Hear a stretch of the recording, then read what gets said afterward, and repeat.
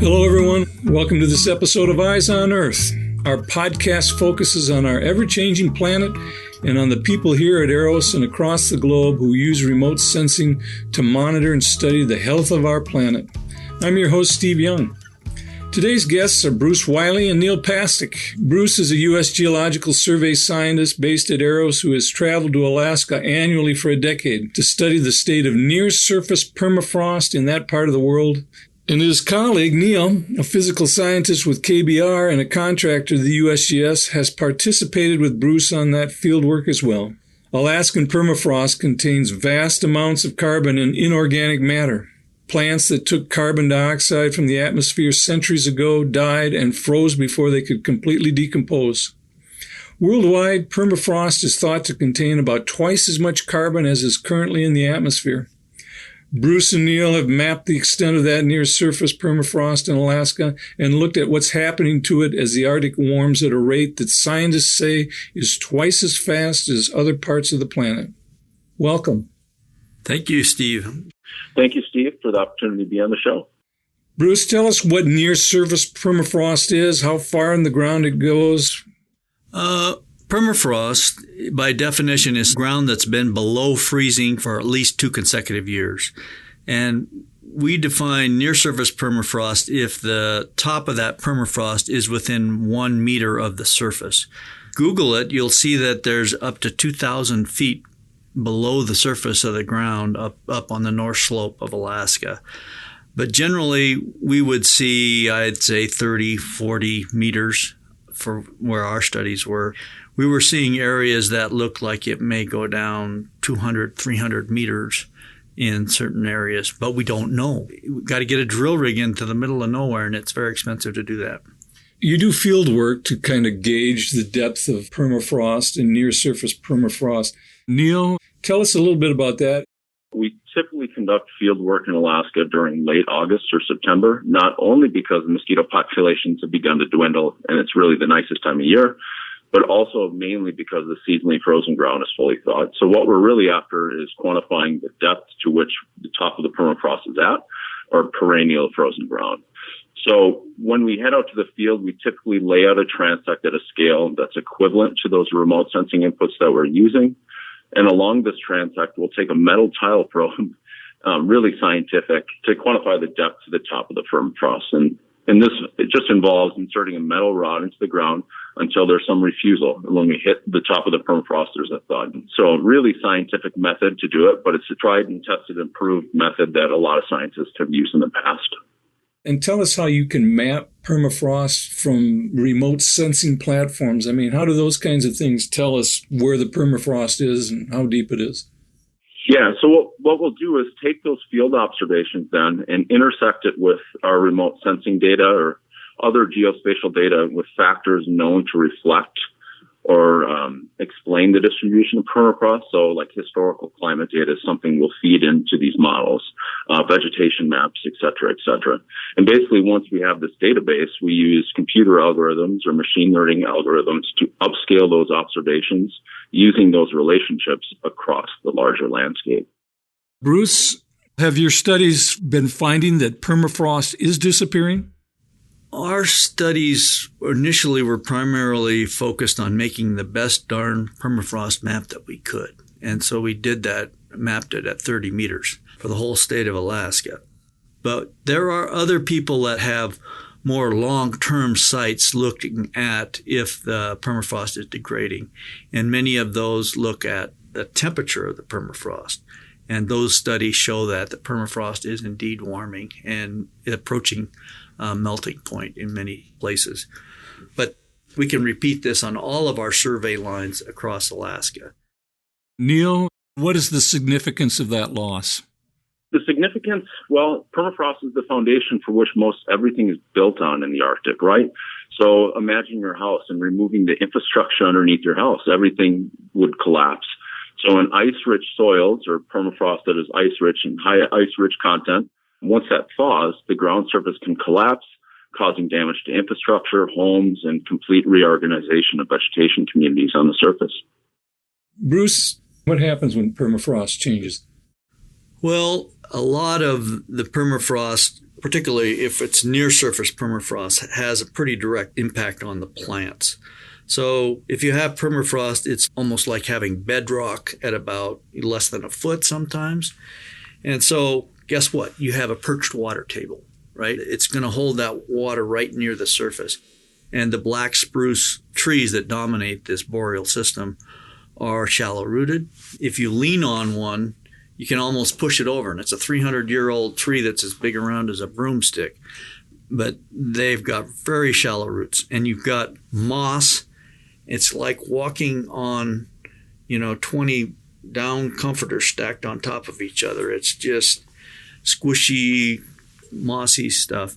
And so that kind of system would be in jeopardy with thawing permafrost. The active layer, or that maximum thaw depth, would get much deeper, and it would facilitate more water seeping into the soil and more lateral movements of the water through the soil, and maybe even facilitate water movement down into the aquifer. Studies have shown that would tend to make a drier system, which may be more vulnerable to fire. We have heard that there is a lot of carbon that's, quote, unquote, in the freezer that is permafrost. What happens to that carbon when the permafrost is no longer there, and how significant is its escape if it escapes? That's a really good point, right? So once permafrost thaws, this previously frozen organic matter can start to decompose and be released to the atmosphere in the form of carbon dioxide and methane, really depending on the soil respiration that takes place. This microbial decomposition and subsequent release of greenhouse gases to the atmosphere can actually accelerate climate warming, which in turn results in more permafrost degradation, which is creating a positive feedback loop, which can impact societies in and outside of permafrost-affected areas. One of our researchers is Mark Walder up at Menlo Park, and he actually looks at microbes with DNA of the soil to see what kind of microbes there are. One of his papers, he found that the microbes that are in the permafrost, when they thaw, they're ready to go and they land running. And so they start decomposing that stuff as quick as it can. When you freeze something, you kind of break the cellular structure because the freezing of the cellular water, cytoplasm, will expand. So when it thaws, things tend to decompose quite quickly. What's going to happen to it? The carbon in the permafrost will decompose, whether it decomposes in the presence of oxygen or not in the presence of oxygen. Not in presence of oxygen might be under a wetland or in a really wet situation. So without oxygen, you'll get methane, and that's 5 times as potent of a greenhouse gas as carbon dioxide. If it decomposes with oxygen, you get carbon dioxide, which is a major greenhouse gas.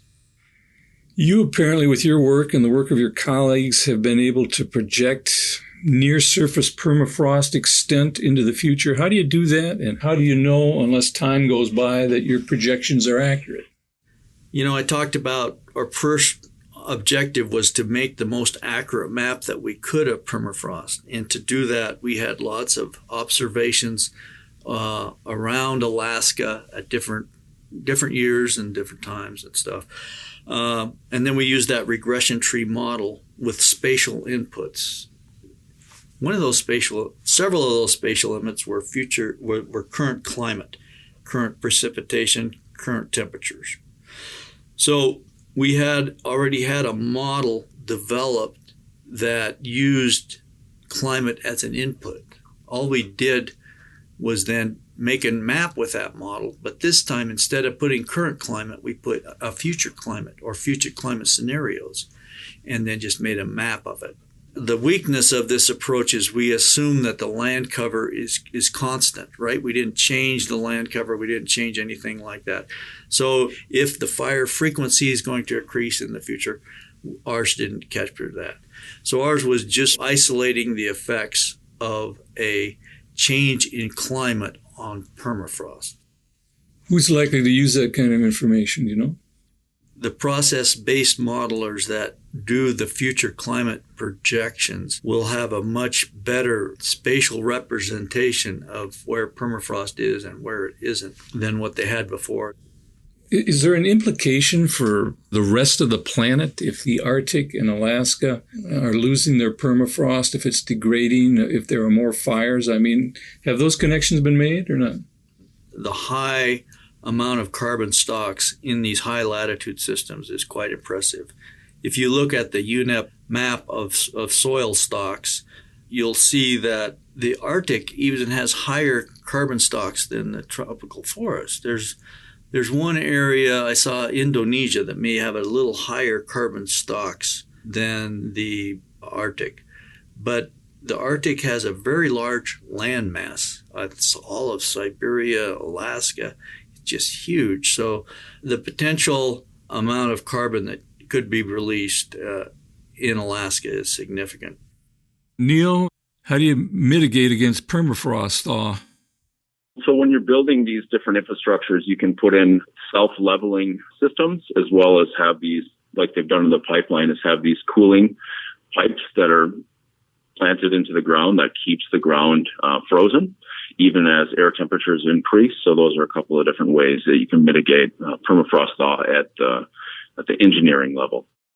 You've obviously been up in Alaska. You've done field work. Do you ever encounter wildlife up there? Do you have any stories to tell? I mean, what do you do when you come across a grizzly bear or something else? Yeah, we've had black bears come into camp and shot them with a beanbag round to scare them off. But the most interesting one, I think, for your audience might be, we were floating down a river called the Hula Hula in the north slope of Alaska, and we were headed for the Arctic Ocean, and we're going to be met there by a boat to come pick us up. And we were halfway, 5 days into a 10-day trip, and we were sitting around a willow fire. There's no trees there. And Neil looked up and he said, oh, there's a bear on the other side of the river. Of course, every bear up there is a grizzly. And then he said, oh, and there's another one. My shotgun was a yard away, and I grabbed that, and then I stepped in front of the group. I didn't want anybody in front of me. And two of the bears ran off, and one charged down the ridge straight at us. Wow. Oh, it was beautiful, just in awe. And then all of a sudden, oh no, he's coming for me. But they taught us, you set your defensive perimeter, 15, 20 yards. If they get within that, you're going to unload. The willows on the other side of the river was my perimeter. I was going to start shooting. And fortunately, the bear turned around halfway down. It was a bluff charge. And did it get your blood pumping or not? Oh, yeah. Yeah, there's lots of stories. I could tell many more.